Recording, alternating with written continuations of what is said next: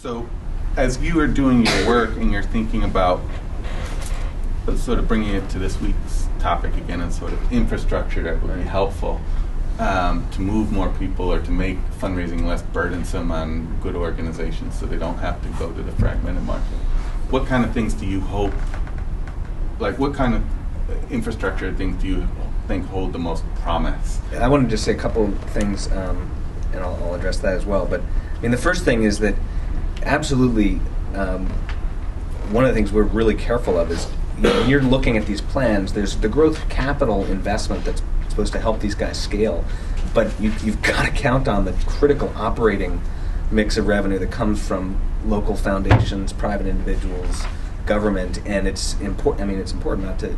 It's not like the growth capital is better. It's just that it's nice to have that growth capital and solid organizations to be able to count on, so they can execute their plans and not be worried about raising the money as they're trying to execute. And that's one of the critical things. The other thing is that this is. I mean, this isn't like, we don't think this is like the silver bullet to solving the nonprofit markets. I mean, this is one example of how you could try to pool capital for a very particular stage of an organization. You know, in our case, for a particular population. To try to scale something that works, which is something that has been missing to a large degree in the sector. So we think this is, I also think there should be funds to seed new innovation. I mean, there's a lot of fragmented seeding of new innovations. You know, things like Ashoka and other places are trying to do that on greater scale, but you need all of them. Just like you have in the business sector, you've got angel investors, private sector, you've got mezzanine funding. I mean, slowly we're sort of building the mechanisms, and we hope that will prove one very specific approach that may show some real promise and attract other people to at least participate in things like Sea Change, GPN, you know, those kinds of marketplaces. From my very sort of selfish point of view on the infrastructure question, since I also manage all of our sourcing, looking for new deals to do, the number one problem that I face, at least in the youth development field, is finding organizations that can just show, based on the most basic data and information, who they're serving, what they're doing, and whether it is achieving some sort of result. You know, some basic data that shows, you know, I'm trying to help kids, you know, graduate from high school, and give me the just basic numbers. And most 95% of the organizations we look at just can't even provide the most basic data. So there's a huge infrastructure need that has to be filled to help organizations figure out how to track performance, use that data to influence practice.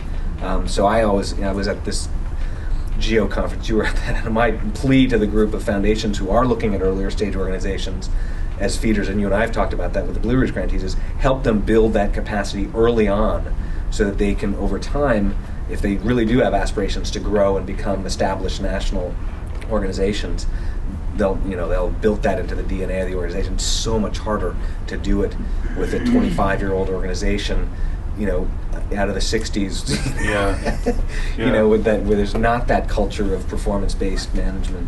Yeah. So anyway, that's very specific. No, so that's can great. I ask, so if Clark's endowment doubled this year instead of declining, I assume, like everybody else's did, so with the standards that you have, would you be... I brought my resume.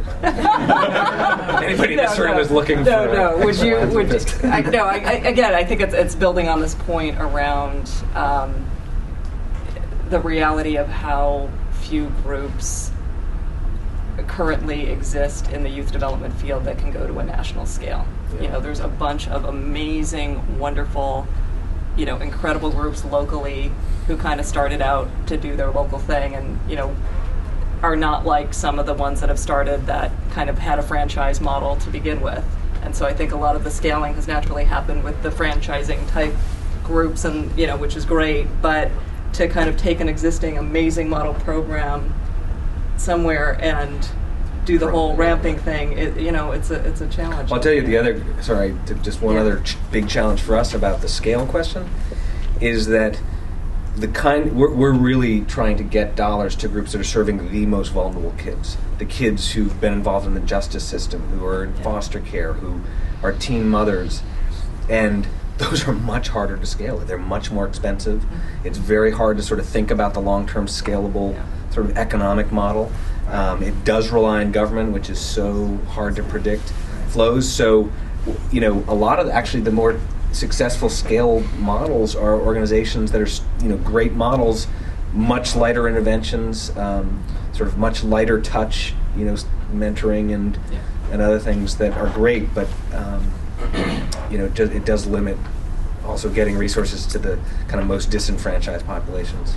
But there really are just a number of infrastructure pieces, and if it's helpful to lay them out, we can.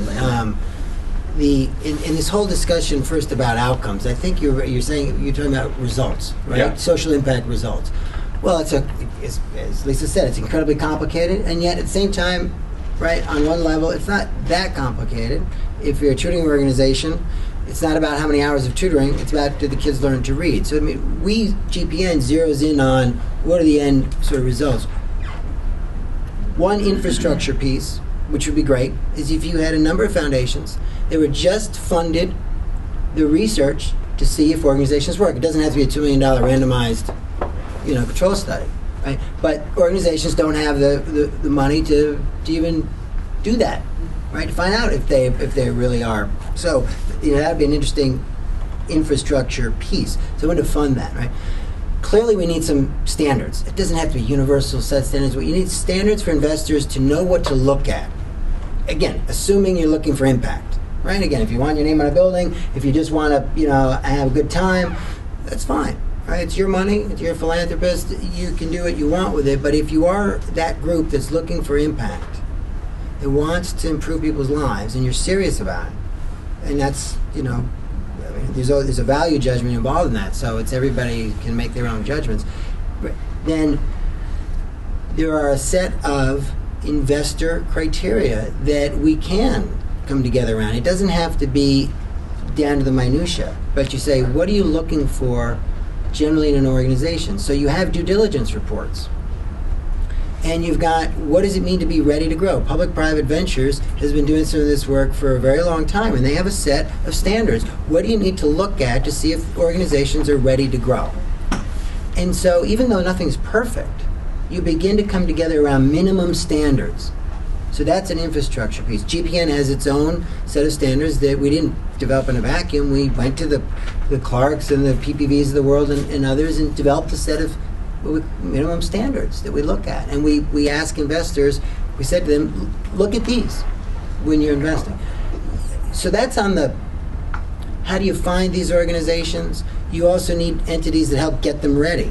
To take them, as Lisa said, from that great local organization to the point where they're ready. Tons come to us, and we focus on organizations that are in a dozen cities that want to go to 100 plus, right? And I wouldn't say that we've really scaled any, right? Teach for America might be the best example of, and we're not there yet in terms of taking something and really universally, scaling it, but getting groups focusing on getting them ready to scale, because that's an investment.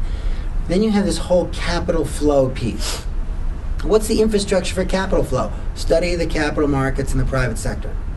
They are not perfect, as we all know, right? But study them. When you have lack of transparency, capital markets freeze. That's what's happened in part recently, right? Well, you have very little transparency for not-for-profit organizations, right? Because investors don't know what to look for. Not-for-profits don't have the money to put that transparency together. So, it's very important to look at what are the elements of a capital market. So you need some standards. You need this ability to communicate and bring the deals to capital providers. You need pools of capital, which we kind of have, but they're not focused around scale up. Right? So you do have foundations, those are pools of capital, but they're not really focused on scale up. So you need pools of capital to focus on scale up. I think you have to have different roles for different investors. Right? So foundations play a certain role, but they play a different role than individuals. They don't generally like to stay involved in an organization for a dozen years.